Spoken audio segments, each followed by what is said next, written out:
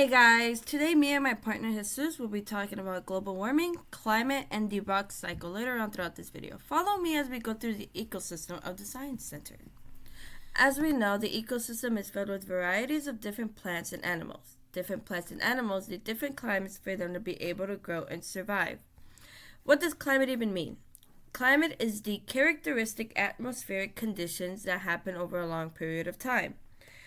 Although climate change can come with some pros, such as if a country is filled with snow, and when the conditions become warmer, the snow will melt and expose livable and fertile land.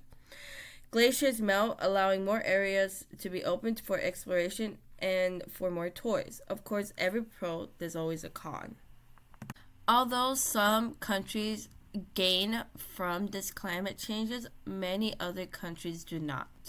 For example, those who do live in the snow are always filled with snow creatures, and those creatures cannot survive in conditions that they are not used to. Let's take a break and enjoy the aquarium that we found.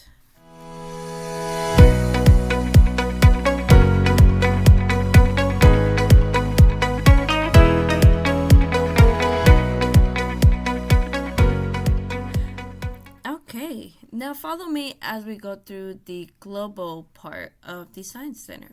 So, as we know, climate change is the phenomenon of changes in the Earth's atmospheric process. Temperature, precipitation, vegetation. It's a very big factor in our world. And as you can tell, from this little globe, we see how throughout the years how much our planet has become warmer, which in some places is not such a bad thing, but in other places it can drive a lot of animals and plants to extinction because of migration and the heat that they cannot take. As we know, many plants and animals have different climates where they are allowed to be able to survive and live. If these climates change, it becomes a little bit more difficult for them to be able to continue to live.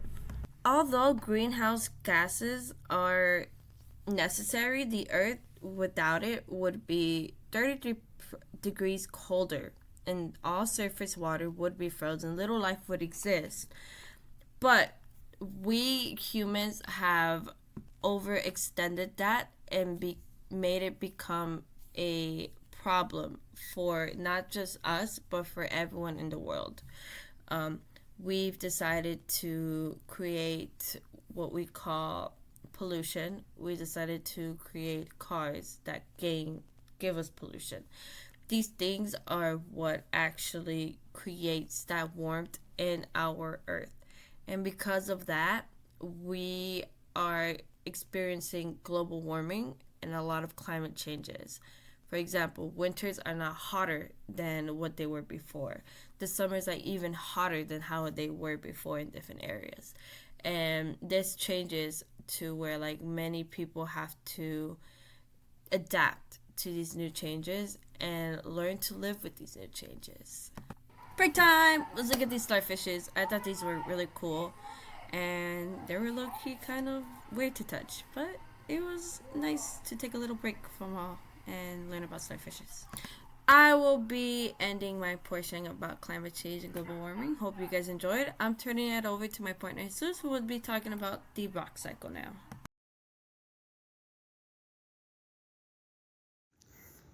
The rock cycle, the short and simple story of the rock cycle. Melted rocks are turned into igneous rocks. These are found deep inside the Earth's core. These are rocks that heat up, melting into magma, and then are cooled off and hardened. They're lava rocks, to put it simple. And after cooling off, they turn into igneous rocks. And these igneous rocks turn into sediments.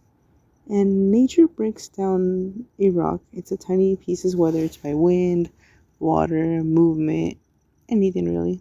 This is called weathering or erosion. And these tiny particles break into things that are called sediments. They are just like sand, to give an example. And over time, the layers of sediments get buried underground from erosion, and the heat with pressure change it into a metamorphic rock. The metamorphic rock cycle is the end of the rock cycle, but it also is the start of the new rock cycle, which the metamorphic rock heats up and it turns back into magma rocks, and that restarts the cycle all over again. It never ends.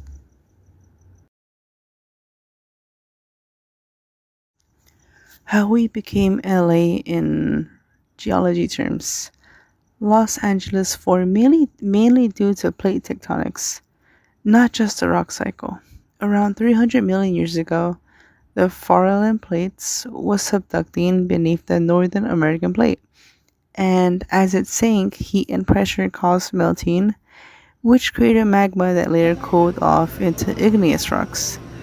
Some of these rocks are now found deep within the Santa Monica Mountains. At the same time, the Earth's crust in this region stretched, forming deep basins.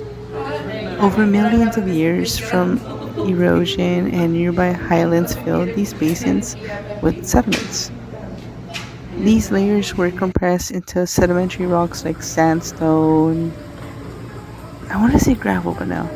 Some of these sedimentary rocks became rich in organic material and eventually formed oil, which played a major role in the early growth of Los Angeles about 5 million years ago.